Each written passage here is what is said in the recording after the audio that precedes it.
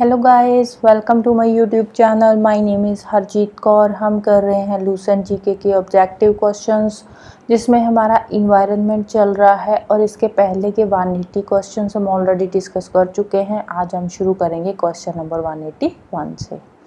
तो क्वेश्चन है, ozone layer above the surface of earth provides a shield against. ये जो ओजोन लेयर है ये हमें सन की जो हार्मफुल अल्ट्रावायलेट रेज है उससे प्रोटेक्ट करती है। तो ये बेसिकली हमारी अर्थ को किसके अगेंस्ट शील्ड प्रोवाइड करती है, तो वो है अल्ट्रावायलेट रेज। तो आंसर आ जाएगा ऑप्शन बी। नेक्स्ट है, the permissible upper limit of arsenic in water is.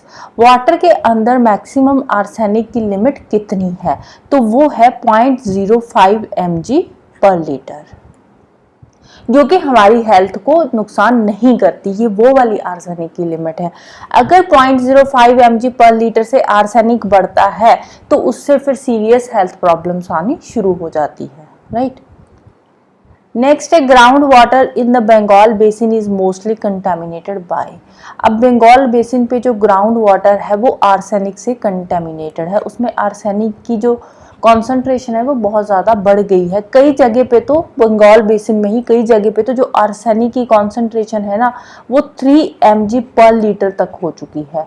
तो इतनी ज़्यादा अगर आर्सेनिक की कॉन्सेंट्रेशन हो जाएगी तो वो हेल्थ के लिए सही नहीं है। नेक्स्ट है, a glass container chiefly enclosed for growing and displaying plants. जो ग्लास कंटेनर के अंदर हम प्लांट्स ग्रो करते हैं उसको क्या बोलते हैं, उसको बोलते हैं टेरेरियम, राइट। नेक्स्ट है, heavy metal pollution of water is caused by. Water में जो हैवी मेटल पोल्यूशन होता है वो ज़्यादातर किसकी वजह से होता है, वो डोमेस्टिक सीवेज की वजह से होता है।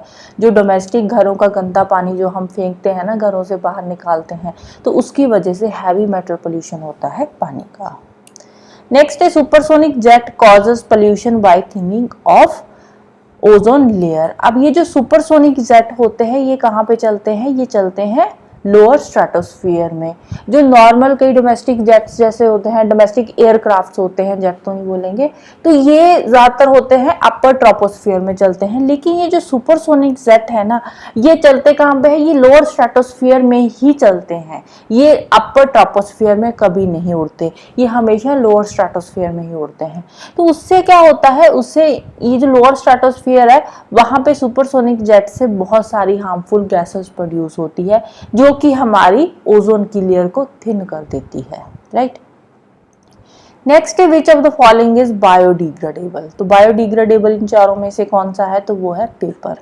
अब DDT टॉक्सिक है, एल्युमिनियम, प्लास्टिक, ये भी बायोडिग्रेडेबल में नहीं आता। ये तीनों के तीनों ही नॉन बायोडिग्रेडेबल है। नेक्स्ट है, in a food chain the solar energy utilized by plants is only. Food chain में जो प्लांट्स सोलर एनर्जी यूटिलाइज करते हैं वो कितनी होती है, वो सिर्फ और सिर्फ 10% होती है। प्लांट्स सिर्फ और सिर्फ 10% सोलर एनर्जी यूटिलाइज करते हैं। नेक्स्ट है, the largest ecosystem of earth is. Earth का सबसे बड़ा इकोसिस्टम कौन सा है, तो वो है हाइड्रोस्फीयर, क्योंकि अर्थ पे 71% पार्ट जो है वो वाटर है, तो इसीलिए हाइड्रोस्फीयर लार्जेस्ट इकोसिस्टम में आता है। और हाइड्रोस्फीयर में 3 बिलियन से भी ज्यादा स्पीसीज है, राइट। नेक्स्ट है, an artificial ecosystem is represented by. Artificial ecosystem कौन सा होता है, एक्वेरियम।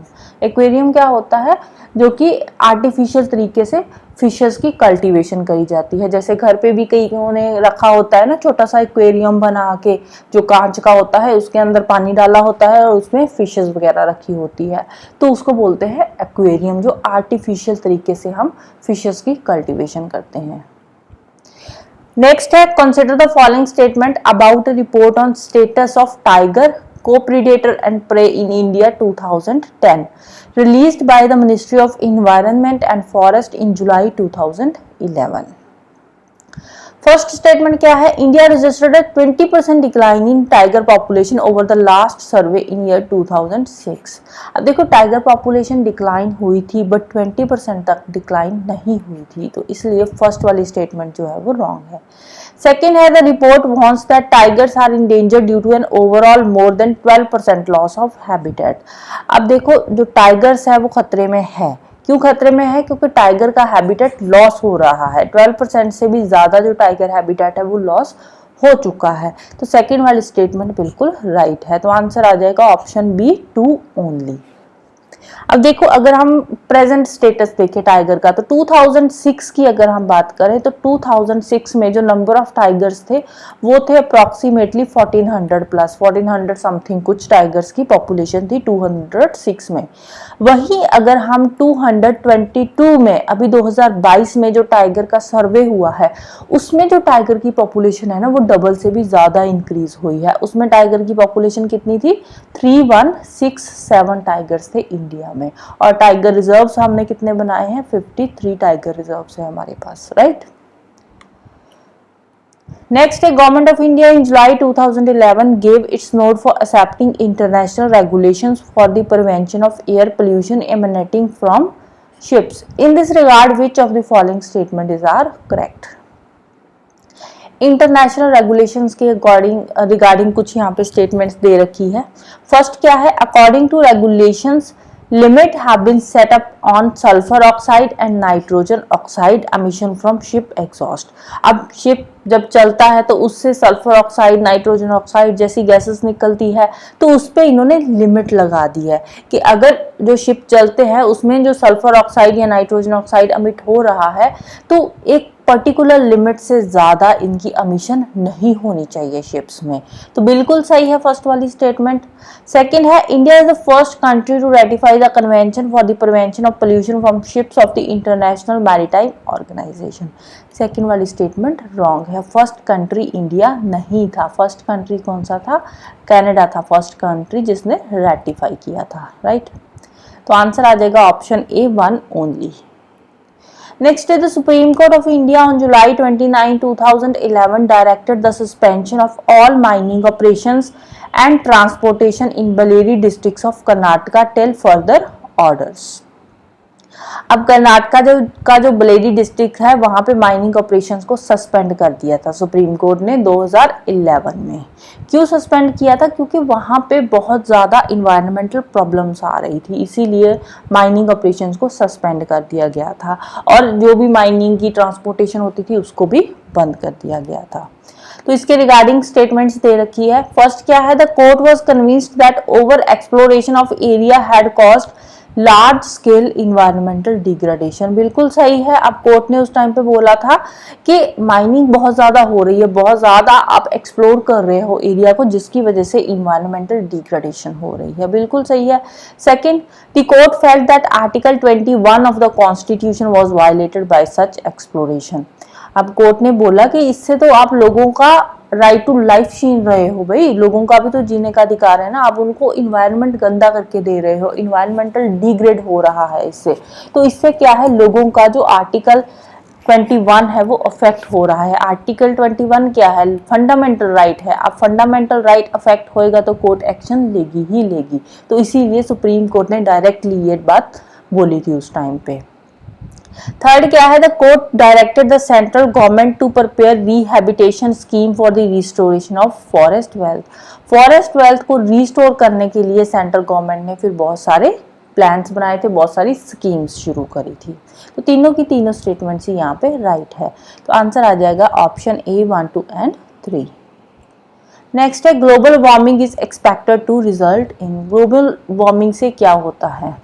सी लेवल इंक्रीज हो जाता है। बिल्कुल सही है। क्रॉपिंग पैटर्न चेंज हो जाता है, ये भी सही है। आप देखो, ग्लोबल वार्मिंग होगी तो एकदम से टेम्परेचर इंक्रीज हो रहा है या डिक्रीज हो रहा है, तो उससे क्या है, पूरा का पूरा क्रॉपिंग पैटर्न चेंज हो जाता है। कोस्ट लाइन चेंज हो जाती है। कोस्ट लाइन कैसे चेंज होती है? अब देखो, ग्लोबल वार्मिंग होएगी, टेम्परेचर इंक्रीज होएगा, उससे क्या है, ग्लेशियर आइस मेल्ट होएगी, वो भी ओशन में आएगी, ओशन वाटर भी एक्सपैंड होएगा टेम्परेचर इंक्रीज होने से। तो उससे क्या है, जो कोस्ट लाइन है, कोस्ट लाइन के ऊपर तक पानी आ जाता है।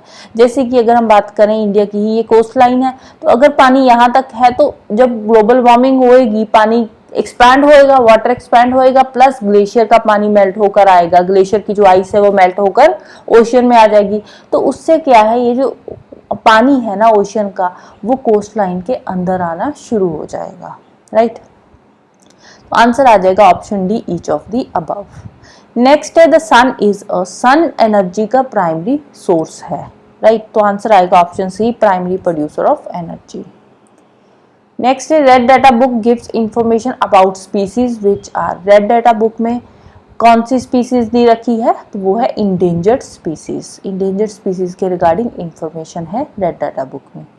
नेक्स्ट है man can maintain an ecological balance in the biosphere by, अब बायोस्फीयर में हम इकोलॉजिकल बैलेंस कैसे बना सकते हैं, जो भी नंबर ऑफ ऑर्गेनिजम्स है उनको बैलेंस करके एटमॉस्फेयर में, हमारा जो इन्वायरमेंट है जिसमें हम रह रहे हैं उसमें हमें बैलेंस बनाने की ज़रूरत है, ना कि उसको डिग्रेड करने की ज़रूरत है। तो आंसर आएगा option D, understanding the delicate balance in the relative number of organisms. Next है consider the following, carbon dioxide, oxides of nitrogen, oxides of sulphur, which of the above is are emission from coal combustion at thermal power plant, thermal power plant में coal combustion से कौन कौन सी gases अमिट होती है, तो carbon dioxide भी अमिट होती है, नाइट्रोजन के ऑक्साइड, सल्फर के ऑक्साइड्स, तो तीनों की तीनों ही ये अमिट होते हैं थर्मल पावर प्लांट से। तो आंसर आ जाएगा ऑप्शन डी 1, 2 एंड 3। नेक्स्ट है the formation of ozone hole in Antarctic region has been cause of concern, Antarctic region में ओजोन होल हुआ है, तो बिल्कुल सही है। 1986 के अराउंड हमें पता चल गया था कि अंटार्कटिक रीजन में होल हो चुका है।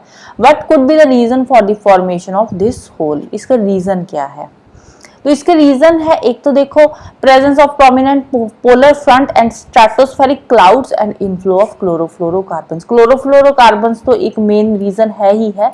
दूसरा क्या यहाँ पे इन्होंने दे रखा है, stratospheric clouds, prominent polar front and stratospheric clouds, ये क्या होते हैं।